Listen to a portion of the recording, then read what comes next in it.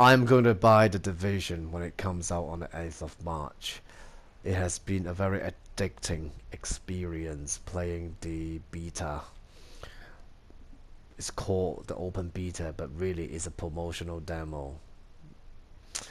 You're not gonna change your game in 2 weeks time. The game is done. Or they're not gonna change anything in 2 weeks. So if you enjoy that beta, then good on you, buy the game. If you expect it to change, please forget it. It will save your heartache. But the Dark Zone, which is an open world PvP area, has been extremely addicting. I have never liked PvP. I don't like PvP.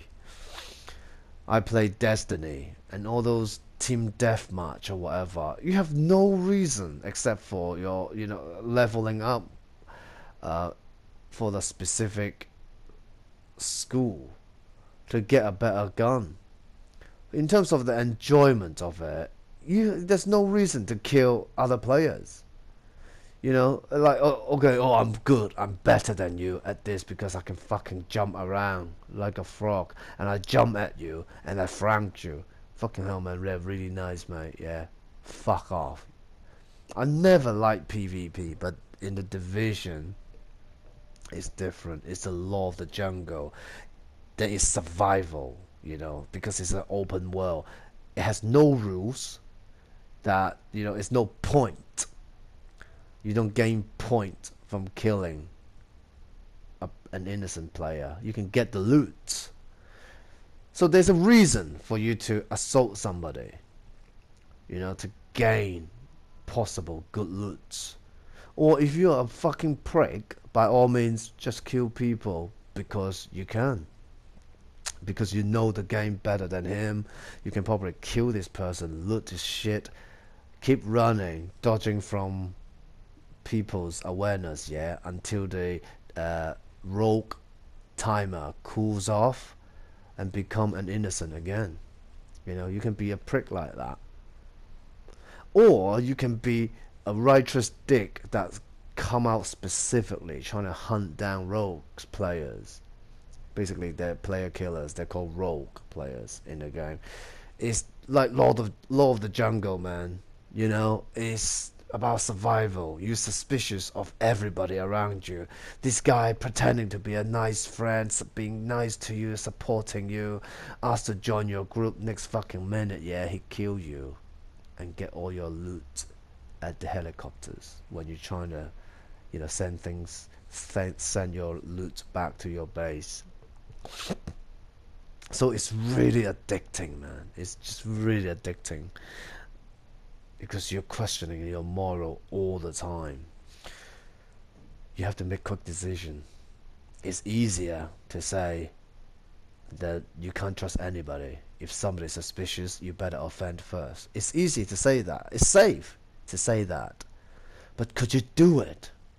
Could you kill an innocent person who follows you just because he actually looking for company, looking for protection,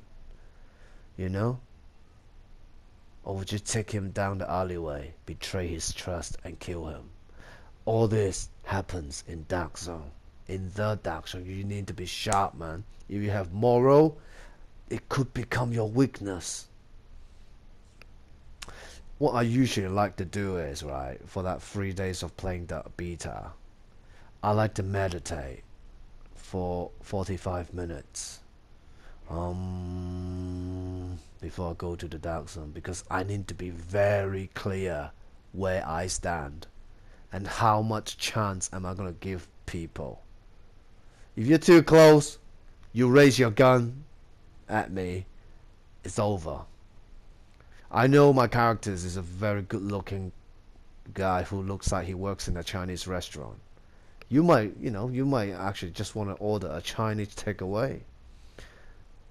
But you point your gun at me that close, I need to make a decision very quickly.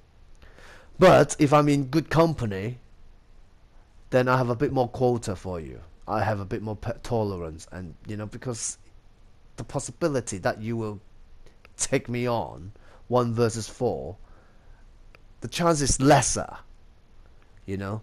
So all these things plays in your mind all the time, man. And beside that, you have all the loot and all the dark zone points to gain, or gain back whatever you've lost. You farm loots, you have missions that you need to do in dark zone. All these things, man. All these things all happen in the dark zone. It's just very addicting and very exciting. But beside the excitement of the dark zone, there are a few things I have problems with the game. To start off with, I don't like the UI, the user interface that kind of overlay the real world, if you know what I mean. You get a transparent overlay of each place that you could possibly take cover in. Behind a car, around the corner of the wall, behind a wall. All these things, yeah, it tells you, it overlay, it has a rectangular shape, overlay that piece of area, and an X button asks you to press the button to take cover. I mean, that's really is very unnecessary. In the modern gaming culture, most games that involve guns allow you to take cover nowadays. You don't need to have flashing light teaching the players, indicating that, oh, it is possible to take cover behind a car now while you're under fire. Or not under fire. I just want to point that out, that you could indeed hide behind this wall should you choose to. It's really unnecessary.